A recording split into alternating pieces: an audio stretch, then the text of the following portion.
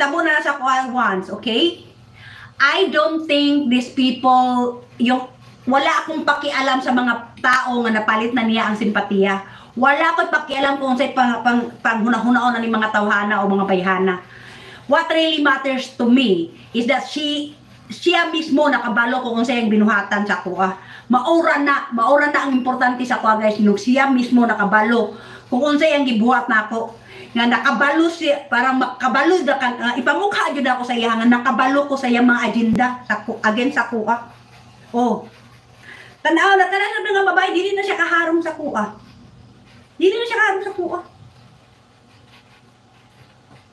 Tanawa, madungga lang niya akong tingog, muhilom na siya. Inana siya kay guilty. Tutukan ko lang na siya eh. Magpa-pretend na siya, muadto siyang kwarto inana na kadili na siya kaharong sa kuha. Mauna nga klase nga taong naigibuhat jud sa imuha day. Okay? Karon madungga lang niya akong tingog, naragali sa punha. Nihilom na siya. Kay kabalo na siya. Wala ko'y pakialam na yang napalit na. So, pwede na ko na pansuntuko ng naong anak sa iyang harapan. Pagka na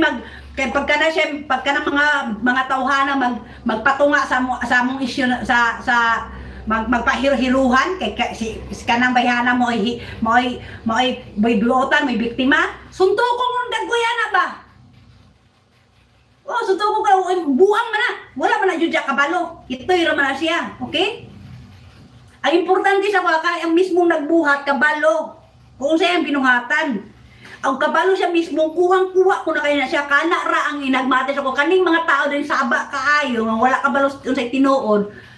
Once gani nga mo interact na ko or mo voice out na ko, magsamok-samok gani mga tawhana kanina diri ka nang gipangbayaran niya parang ang simpatiya tos iya ha.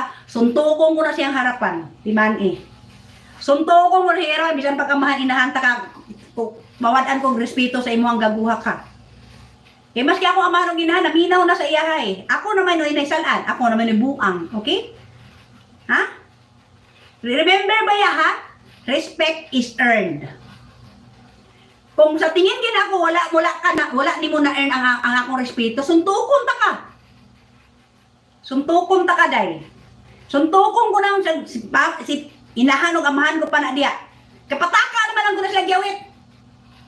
Pinapalit naman sila anang mismo kung kinsa din nag-create og gulo din sa amuang pamilya. Ha? Kaya napalit naman sila na ego na sa drama. Unya ako, nagmatter ba sa dili na sila gamatter sa kuha? Kay ang akong ginatarget ang kana mismong nagbuhat sa drama o sa buhat ang kana mismong creator sa kanang trouble ba? Mo na importante sa ko nga nakabalo bitaw siya mismo nga siya unsay ang gibuhat. Unya nakabalo siya mismo nga nakabalo ko. Kabalo kay ko exactly what she is doing. I don't need to prove these people na yung napalit na niya mga simpatiya nila. I don't need to prove these people kasi walang kwenta yan sila kausap.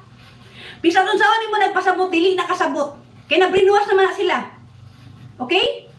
So kana sila kung mag-apil-apil na sila, suntukon ko na sila para maghilom. Kaya wala mo na sila kwenta nyo, mag-apil-apil lang, kasamok-samok lang. Kaya hahimor mo, nag-stress nyo, ilang kasaba, ilang kaingay, walang kwenta. Okay? Mura sila, nagsige lang sila, diyan walang kwenta. Saba-saba lang, suntukon ko na ba? Kaya saba-saba naman na silang walang kwenta. Kung baga lang, mura sila, sirang plaka, nagsaba-saba diyan, walang kwenta, way unod ang nilang saba. Wala ko'y pakialam, anak. Kaya katong ang hingtungdan dyan mismo, mo na akong tulisokon.